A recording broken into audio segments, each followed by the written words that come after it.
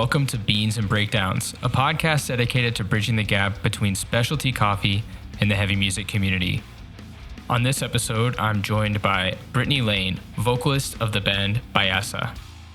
So grab a fresh cup of coffee and wake the fuck up.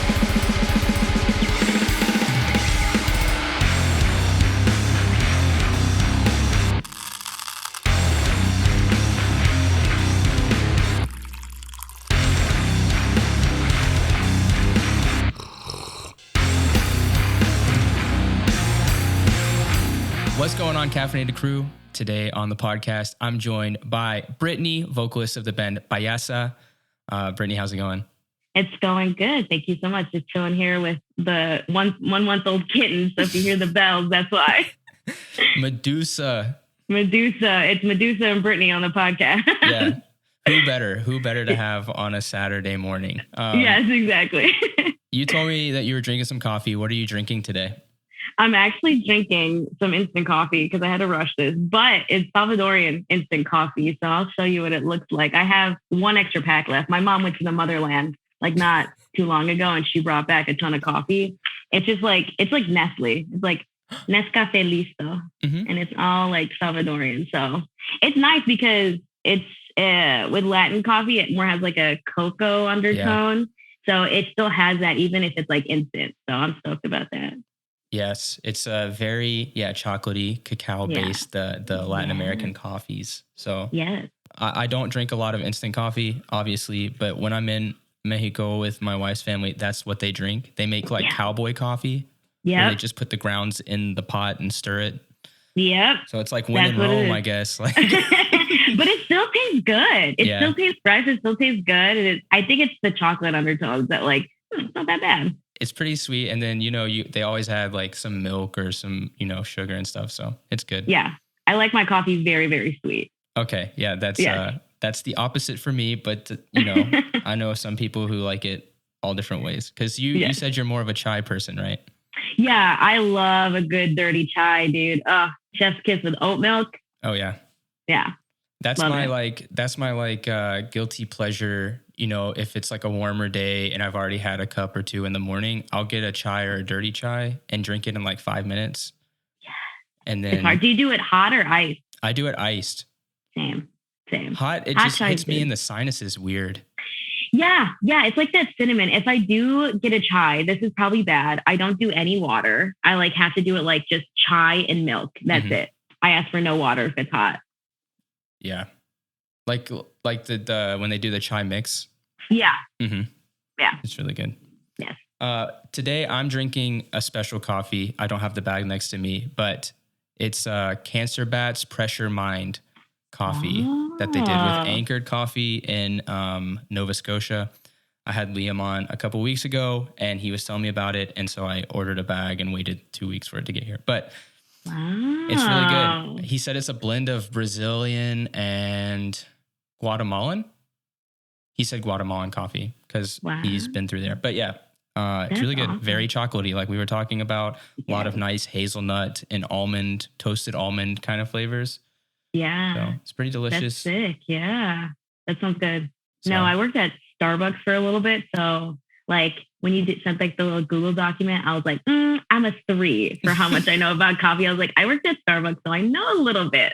I was like, I got it. I could see the undertones, medium roast. I do like a good blonde roast though. Like blonde roast, if I'm like early up in the morning and I just need to kick it back. Oh yeah. Yeah. Yeah. The blonde roast it'll punch you in the tongue. Yeah. I actually have a lot of respect for Starbucks in the sense of we wouldn't have any third wave coffee in the US without Starbucks baristas. Yep.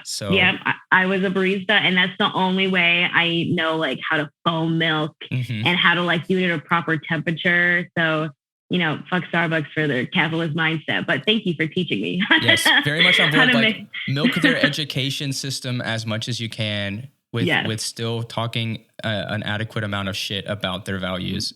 Yes, as we all do with corporations. Fuck yeah. Yes, Amazon. It's the necessary evil. It truly is, dude. It truly is. I place an Amazon order damn near every day. And I'm like, Why? Fuck Jeff Bezos. That dude's a bastard, but he has good deals. I was like, but let me get that foundation on there. Yeah, whenever you need any home improvement, like DIY stuff that you can't find in the store, it's like, I bet they have it on Amazon. Anyway, I digress. And They do, always. And you get it here the next day. Yes, fuck them. So, favorite local coffee. You live in the Chicago area. There's lots of amazing shops like we were talking about earlier. What is your favorite local shop to go to? Well, there's two because like you said, I'm not in Chicago. I'm in the Chicagoland area. It's like Lake County. So right in between Milwaukee and Chicago.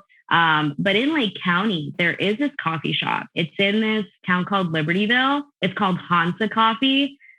Their dirty chai. That's how I like decide if like a place is good. Their dirty chai is super rad. And like in the summer, they have that like, you know, like garage door where like they can open it up and it's just like super nice and freeing. But I love Hansa Coffee. And then if you're in Chicago, because who the fuck is going to go to Libertyville in Lake County, Illinois? If you're in Chicago, Dark Matter is like the place to go. And they have like multiple locations because Chicago is such a big city. So definitely Dark Matter. I know Dark Matter is definitely on the map. I was just reading a list, coincidentally, of like 25 or 50 best roasters in the U.S. Dark Matter's pretty far up there on the list. So wow, that's pretty cool. Yeah. But is it, when you go to a coffee shop, is it more about the taste of the drink or is it about the vibe? How much of a balance do you set for yourself? Definitely both. Okay. Like one, obviously, like I definitely rather go to Dark Matter than like a Starbucks, mostly because like one, you want to support like local breweries and stuff. I mean, is it breweries? Is that what it is? Is that the proper term? Local Shop? roasters. Roasters. I'm thinking of beer. That's what it is. Yes. Yeah. We support that too. Yes. Yes. But yeah, definitely support like local roasters over like Starbucks or anything. But and just in those local shops, it's such a better vibe. Like like the employees like are just chill, laid back. Like they actually care about their job. They're like their job and they're having conversations with you. And then just like usually like the shops are like decorated really nice and have like a unique element rather than just like copy and paste. But obviously the taste is part of it. But I think it tastes better if the environment's better. Yes, that's true. It's like a psychological, I feel calm and relaxed. I don't feel like I'm contributing to some strange capitalist agenda. Yes, exactly. I'm not paying for Oprah Winfrey's chai. Oprah Winfrey chai, dude. When I was at Starbucks and they like cycled that out, the amount of like white moms throwing a goddamn fit. I'm like, queen, it's just like tastes a little bit different. Just get a regular chai. It's the same recipe. It's literally just that Oprah's name is not on it. Yes, exactly. They're like, I need Oprah. And I'm like, okay, well, you can support other Black people rather than just being like Oprah. I'll tell you though, when it came out, I was like, that's interesting. I want to try it. It was pretty banging. Yeah, no, it was good. It was good. Like, fuck them for doing that. Yeah, for real. How you can't spend any more time or money on the coffee taste, but you're gonna make the best chai in like around my house. What is that? Okay, and it has Oprah's name on it. Why? Everybody gets a chai. Yeah, you get a chai. You get a chai. Yeah. You get a chai. Look under your chair. There's chai. It's a chai. Oh my god. That's awesome. Yeah. So Dark Matter is great. I've actually heard the name Hansa Coffee. I don't know where I've seen it, but maybe there's like more. I don't know if they have like other locations. That's the thing. Do they roast as well? That is, I don't know. I'm gonna have to do some digging. Yeah, because I know I've heard that name, Hansa but Coffee. It may just be a different Hansa somewhere else. Yeah. Yeah. Awesome. Yeah. Are you familiar with Dead Sled Coffee? No. What is that? So I have heard a bit that you especially are into horror films, and some of the Payasa stuff coming out is going to revolve a bit more about that. But Dead Sled is actually a horror and metal themed coffee brand. So they partner with they just signed a deal with Warner Brothers to make branded coffees for a bunch of like horror classics and just horror in general. They've done like Bela Lugosi estate. So they did the Dracula with Bela Lugosi. Right. They did Kane Cotter. They've done Friday the 13th. Like lots of crazy, and the bags are just cool. Yeah. Yeah. Well, anything like horror themed, like you have to know the marketing is just going to be top notch. Mm-hmm. You said Dead Sled? Dead Sled Coffee. They're out of New York. Damn, I'm going to have to order something because fun fact, my partner's way more into coffee than I am. So like he had like, he always likes trying different like brands and stuff. But Dead Sled, we're definitely going to have to like order that or something. You can just order it from their website, right? You can order it from their website. They actually have stuff on Amazon now, but order from their website. But when I tried it, it was about a year ago actually, and I had their Vampira or Vampira. Right. I pronounce it Vampira, but I guess her name is Vampire. But and then I bought they had a Wisdom and Chains blend. Really? Luke from Wisdom and Chains did like the notes for it. So it's a very Italian tasting coffee. What is like Italian tasting coffee taste like? What is that? It's actually very similar to what I would say Latin American coffee. It's just less sweet. Gotcha. Yeah. I feel like Italians are like they're the Latins of Europe, if that makes sense. Well, besides Spain, I guess, and Brazil. But they're like they're the spiciest white people, I think. When I went to Italy, it was definitely like the culture is very reminiscent of like, especially Mexican culture where it's very family oriented. Mm-hmm. There's too much food. Like they just shove it down your throat. It's just food and coffee all day, like all the way up. And then once it hits a certain time of day, it's just alcohol and food. Yep. Yeah. Literally damn near the same thing. But Dead Sled is basically just they do horror branded coffees. They don't have a lot of like single origin ones, but it's a lot of blends. So I don't know if your partner is more into like the weirdest Ethiopian coffees that you can find, but I don't know what else they have. It's been a minute since I've looked at their roster, and they only had about 4 or 5 at the time, and now they've got like 30. Yeah, I'm definitely gonna have to place an order like after this. Like I'm gonna have to like send stuff to him, be like, which one do you want? I just want one for the packaging. I'll drink it. Yeah, I haven't even drank the Wisdom and Chains one. I just keep it because the bag is cool. Yeah, that's probably what I would do. Display. I did the same thing for so Deftones did like a White Pony beer, and I just kept the can. I was like, you didn't get the Dia de los Deftones beer? No, I couldn't find that, dude. So it's wonderful that I'm on the border of Wisconsin. The only way that I could have gotten that Deftones beer, I didn't even get it. Like one of my really good friends went to this almighty place in Wisconsin called Woodman's. I don't know if you've ever heard of Woodman's. Woodman's is like, I don't know how to explain it, but it's like the holy grail of Wisconsin. They have like everything, and they have like super vegan friendly and vegetarian friendly stuff, which is really nice. But for some reason, this Deftones beer was like 2 hours away in Wisconsin, and my friend happened to be there, and he saw that, and he was like, "I got you." So that's cool. That was very nice. Yeah, it's nice to have friends that know what you want. Yes. I'm like, thank you. I owe you my life. Yes. So going from the coffee, the horror, the Dead Sled, do you have a film that you feel is maybe the most underrated horror film? Underrated? Oh, that's a good question because I get favorites and underrated. I mean, what gets clowned the most, honestly? I'm trying to think. I don't know if like people like clown it, but so I like a lot of like 80s horror stuff, but like a lot of people are fans of them. So like I'll just say my favorite's like the Evil Dead series. Obviously, I don't think that's... I had a feeling. Yeah. Obviously, it's not underrated. As you can see, like I have the book right there. The book of what's it? The Book of Flesh or something? Yeah, it's like not Necronomicon or something like that. It's like some fancy little word, but I also have her right there. But I would say, trying to think. So, okay, you know what? It's not really, well, it is kind of horror. It's like campy horror. So it was just like a Netflix movie. Maybe it was Netflix. It's called Deathgasm. And it's like a memeable, like just campy, stupid, like have you seen it? No, but I love campy stuff. Yeah. So. And it was like, it's modern. I think it was again like 2019, 2018. I could be wrong, but Deathgasm, it's literally just about these, like, it's making fun of like elitist, like metalheads, like that wear like corpse paint and stuff. And like, they play this like It's like a bunch of teenagers that are like, fuck you and stuff like that. And they're in like high school. And then like they play this like this sheet of music that they find somewhere from like their old idol, and it like brings like a shit ton of zombies and stuff. And it's just so stupid, but I love it. I don't know if you've seen that picture of like this like death metal kid in corpse paint, like eating ice cream next on a bench in a park next to like this like girl with like really pretty blonde hair, and she's got a cute little summer dress. No, I haven't. No. If you have seen it, that's where it's from. So Deathgasm. I don't know if it's on Netflix anymore, but I think that's underrated. I just think I love campy stuff. Obviously, that's why I like Evil Dead and The Thing and weird stuff like that, and Killer Clowns from Outer Space.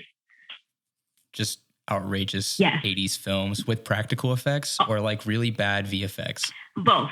Definitely both. Like, I feel like the worst, like the practical effects is, I think, what makes it the funniest. Like Evil Dead, like when his girl, like Ash's girlfriend came back, like she just looked so stupid. But at the time, people were horrified. But like looking back, like you can't just help but laugh at how she is that way. And like with The Exorcist, like Reagan saying like your mother's gonna suck cock in hell, like suck cock in hell. Like it's just so stupid, but I love it. I like the practical effects more than the CGI. And Deathgasm does a lot of that, which I like. Good, yeah. That's one thing. Like my wife is she's been showing me a lot of classics. But Hellraiser is one of her favorites, which has become one of my favorite franchises. Yes. But the first Hellraiser with the practical effects where they're like, the flesh is like hanging everywhere. And then the monster that's like muscle and blood. Yes. Dude, have you seen The Thing? No. I'm sure your girlfriend or your wife? I'm aware. My wife. Yeah, I'm aware of The Thing, but I've never, so people are going to give me shit for that. It's okay. No, it's fine. It's just as long as you're getting introduced. But The Thing, definitely, like with practical effects, like it's insane. And it's unfortunate that a lot of like horror movies have like kind of, this is my little rant, a lot of horror movies that just relied on CGI and like kind of like jump scares, when the whole reason I really liked horror was like the goriness of it and stuff like that and the practical. But yeah, keeping on the horror, the new EP is coming out. I've heard you and the guys mention on another interview that you guys are incorporating some darker, more horror themed elements. Yeah. What are some other things maybe that you guys are going to be incorporating in the newer EP? Yeah. So my bassist Jack, dude, he's a genius with like noise. He loves like noise stuff, and he loves like messing around with his synths and his like pedals and stuff. So we're incorporating a lot of noise in it. I mean, it's definitely not to the point where it's just like going to be a whole song with like noise core. But like, for example, like a lot of our samples, they're not just like a sample inserted in. They have like background noises. There's like some distortion with it. He's really messing around with it. And that's what I really like about it. Cause I thought like, oh, I like these samples, I'm just going to put it in. But Jack was like, let me elevate this. And that's what I really appreciate about it. So yeah, it's a lot of like noise, a lot of darker tones, a lot of heavier tones. I mean, the lyrics, like, I mean, obviously with hardcore, it's a little darker than, you know, other lyrics. But like, for example, like the horror song that we have, it's about, you know, an exorcism, because I really like possession movies, and I also have religious trauma. So I was like, you know what, I'm going to write a song from the perspective, like the demon, where he's trying to like, I kind of wanted to mess with this like theme where the demon possessing is like the good guy and the priest is a bad guy, trying to be like, oh, you can't see the truth. We have to exorcise this demon out of it. And the demon's like, no, you need to see this. Like, they're fucked up. So I wanted to go from that perspective. And then the other couple songs are just about a lot of like mental health. I wrote a lot of those songs when I was like in a pretty dark space. And then I wanted to include horror elements into it and like darker samples. Like, for example, like one of our songs has a Revelation verse. I think the book of Revelations in the Bible is so gnarly, dude. Like, if you don't read the Bible, but if you just read Revelations, like the whole second coming of Christ, the apocalypse, it's a horror. It's a horror book. That's what it is, essentially. So I read like a Revelation verse for like one of the intros, just to kind of cope with it, because with horror, like that's what kind of, as cheesy as it sounds, like that's what like kept me distracted from a lot of the mental health stuff that I was going through, just like with this outlandish like story, or like from the shock value of it. As weird and fucked up as it sounds, like it kind of was like, you know what, it could be a little worse, I guess. Like I could be being chased by like a slasher dude, I guess, as weird as that sounds. But no, it's a lot of darker elements, like mental health, religious trauma, horror elements. We also have like a really cool sample. Have you ever watched the movie Sucker Punch? Not horror, but No, I'm familiar with the film, but I've never watched. Yeah, Sucker Punch. So it's about like this girl that's like in a mental institution, and then she's like, it's kind of like Inception, where she's in a dream within a dream, and she has like really badass like friends that kind of help her fight like certain people. And there's a sample from that, and I thought, oh, that movie was really inspiring because like, you know, even though you're put in a shitty situation, like you can eventually get out of it. So we included a sample from that. But yeah, a lot of mental health and horror themes, which I'm very stoked about. I like a darker tone because like the demo was very like, I kind of describe it as like bubblegum theme. Like it was like the pink and the blue and the cotton candy colors. Yeah. And it was very punky, but now we're leaning more towards like a lot of breakdowns and heavier parts. Okay. Yeah. Did y'all drop the tuning too? Let me see. We play in drop D now. I don't know if we put in drop D. It's not an important. I just wanted to know. We dropped the tune. Usually when people associate like darker music, they like drop from like drop D to like drop A. Oh, fuck no. Fuck no. I think we've always played in drop D, if I am not mistaken, but just like how we play it, I guess. It usually, I've talked to people in a lot of bands that have female front like bands, they play in either E standard or E flat standard or drop D. Yeah. It tends to fit like the vocal tone better. Yeah. Not to say that that's for every woman vocalist, because everybody's pitch as a human is different, but it just seems to accommodate better, because I'm writing some stuff. My wife is learning how to do vocals. That's awesome. Yes. And so I'm writing some like kind of like hardcore punk. It's a bit in between. It's very similar to y'all style, but it's leaning more towards buggin', because I'm very much like an East Coast bouncy hardcore person. So, I'm very good friends with Santos, Brandon Santos. He's a dude, such a sweetheart. And then seeing Buggin like kind of just like literally skyrocket and just doing really rad things. Like I'm so proud of him. I'm so proud of everybody else in that band. Like it's super rad to see people like, you know, see people that you care about just succeed and fulfill their dreams. So definitely. And that's about the hardcore scene. I love that, because as soon as somebody starts to climb, then everybody kind of pushes them and it's like, go for it. Yeah. But yeah, and definitely seeing a lot in that Chicago and surrounding like Illinois scene. There is so much representation within the Latino community, Black community, female fronted bands. It's like this magical place, it seems, because like, what is it? Snuffed is out of there. Yep. Buggin'. Gel. Isn't Gel from that? No, Gel. Sorry. Gel's from Baltimore, New Jersey. Yeah, I think they're East Coast. But there's another band that I can't put my finger on. And then you have Si Dios Quiere, La Armada, like tons of Chicago bands, even going back to like Los Crudos. Yeah. Yeah, dude. Being, you know, a woman in hardcore, first of all, that's not something that even 15 years ago would have been a very common thing. Yeah. But also being a woman of Latin heritage, what is some things that you kind of, you know, from the stage, it's important to you to speak up about? Yeah. I mean, I love the direction that the hardcore community in general is going. Like, I'm super thankful that I'm in this like area where we call it like the Milwaukee, Indiana, Chicago, Illinois, like little like connection. I love it. Because obviously being close to all those borders, you interact with so many different people. And like, obviously within those cities, you have, you know, like inner cities and more like, you know, brown and people of color representation. And I'm not gonna lie to you, like probably like not 5 years ago, I want to say like 9 years ago when I first started going to hardcore, like I didn't see anybody like me. Like literally, like I was doing merch for my friend's band because I thought that that's what I could do. And then I started seeing there's this, you know, Trauma Queen from the East Coast. No. So I think they're super underrated. I think they're doing things now, but I think they just released like a record or album, like probably 2019, 2018. But that was one of like the first like local hardcore, like woman fronted bands that I even heard of. And they weren't even in my area. And I was like, oh my God, like she can like do vocals. Like I'm going to try. And like, I guess like I was asking like a lot of my friends bands, like, oh, can I do like guest spots? Like, can I do this? Can I try this? And like, I really liked how it felt. And then like, Jack, who I've been like everybody in Payasa, I've been really good friends with since I'm 26 now, since I was like probably 18, 19, 17, 16. Jack came up to me. He's like, dude, like we should start a hardcore band. And I was like, oh yeah, for sure, dude, whatever. And then I started seeing more like brown representation, more Black representation, more LGBTQ plus, more women fronted representation. And I was like, you know what, maybe I can do that. And so, starting the band, like, I guess the support that we got was way better than I expected.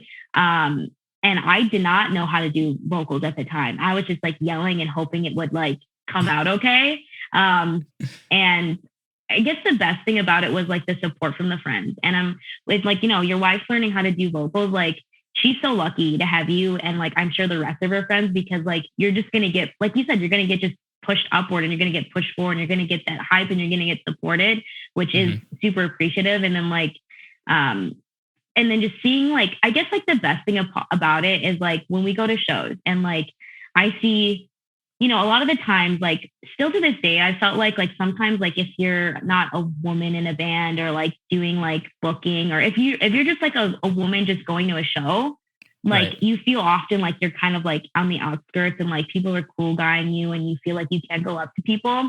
But like whenever we played shows, like we did like a small little run with Prevention. We did like a Midwest run, and in Ohio, like the amount of like women that came up to me or femme presenting people that came up to me was just so comforting. And like a lot of the times they're like, oh my God, thank you so much. Like it was like a lot of thank yous and like, you're badass. Like I want to try doing vocals. And that's what like really like gets me super hyped is like, if any like basically non-cis white male, like they want to do vocals and they go up to me and they're like, I want to do vocals now. I'm like, do it, dude. Just do it. It's not that hard, honestly. I mean, you just yell and you hope, you have to find certain breathing techniques and you find your way, but you should just do it. Like we had that, we played that show with Karma and Darren, You're the Knife. And we had a really rad dude like videotape us, and he put out that live video. And I had a couple people, like a couple of girls, like hit me up through Instagram. They're like, can you teach me how to like do vocals? And like, I sent voice memos, like trying to explain how to do it.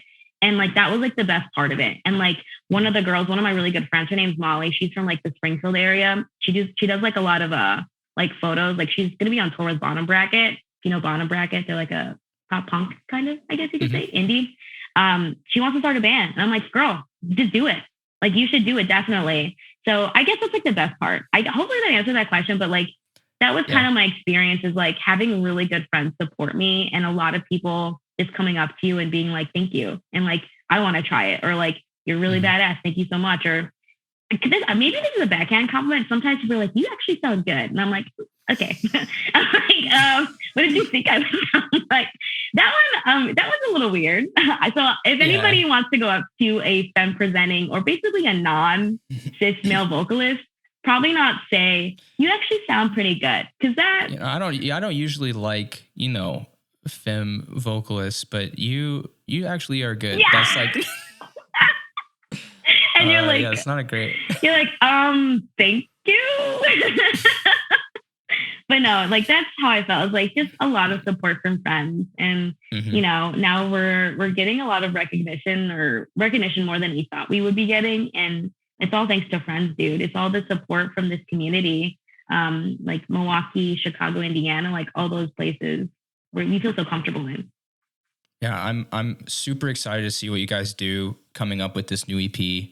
It's dropping on the 6th. Do you have a title for it? Yeah, it's called The Haze Begins. And then it's like The Haze Begins? Yeah, because one of our songs is called Haze.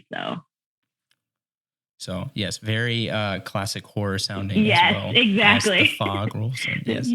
So I've been trying to find more videos. It's actually kind of difficult to find live videos of you guys. Yeah, a lot of it, like if you look up Payasa and YouTube, it's just a lot of like clowns that are Latin. Because our name is clown but feminine. Yes. And if you look up Payasa band, there's like Banda Payasa. It's like some like, I don't even know what kind. I won't watch their videos, but it's something. Yeah. So it's really hard to look us up on YouTube or anywhere. So you kind of have to pay attention to like our socials. I know JJ, the wonderful and amazing JJ who runs JJ Bar and Grill.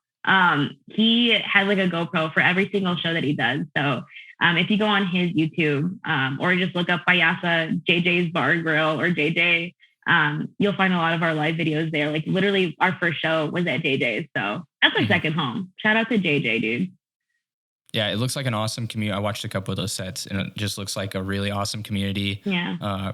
Good turnouts too. Yeah. It's really, really cool. Yeah. And it's in like, you wouldn't think that this house, it's like in like a nice, like a suburban house, like right outside of Milwaukee. And people a lot of time roll up and like, are we at the right house? Because it's JJ's Bar and Grill and they expect a bar and grill, but it is this straight edge man's house in Franklin, Wisconsin. Wait, JJ's Bar and Grill and it's a straight edge guy? Yeah. We love JJ, dude. The irony is just, it's pungent. And you know what? I title. don't think he made up that name. I think someone like said it and he just went with it. I love it. That's amazing. Yeah. But yeah, if you haven't checked out any of the live videos and hopefully more, I'd love to see you guys on Hate 56. I know it's only a matter of time. Yeah, I'm hoping, dude. We're crossing our fingers. Yeah. So I know that he posted a few sets from the like Si Dios Quiere, and I know you guys are playing with Scal. So it's a matter of time. I just know it. I hope it. But yeah, I really hope everything goes well with the release. The next show you guys have is with Scal, which is going to be sick. Are you planning any tours coming up for the summer or fall? So far, nothing in the books.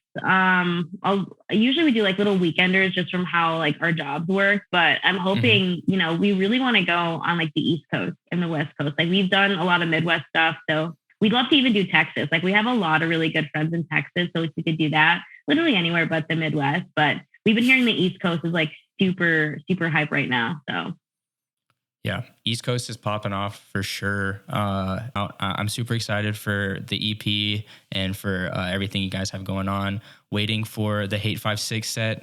Sunny, I know you don't listen to the podcast, but if you do, please, we need it. I just have one question for you before we go. What is your favorite city for beans and breakdowns? Beans and breakdowns. So a combination of breakdowns and coffee. Yes.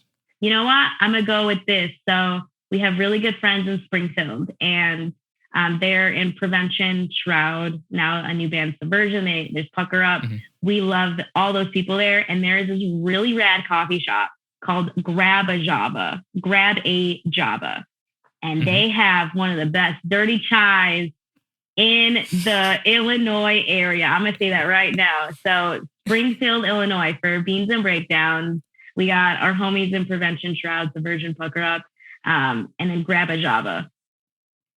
Yeah. That's it. Springfield, shouts out. Shouts out Springfield. They're so underrated, honestly.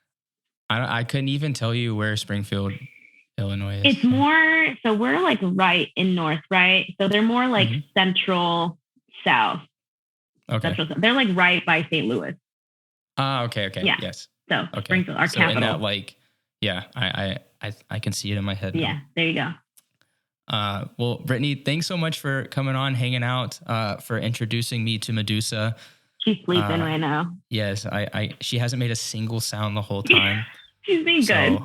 I know she's conked out probably. Yeah. But enjoy the rest of your Saturday, and we'll be looking for that EP to come out. Awesome. Thank you. Thanks for listening to this episode of Beans and Breakdowns. I want to say a huge thanks to Brittany for hanging out on the podcast. Super excited about The Haze Begins, dropping tomorrow, May 6th. So the day after this podcast is released. Go and show them some love.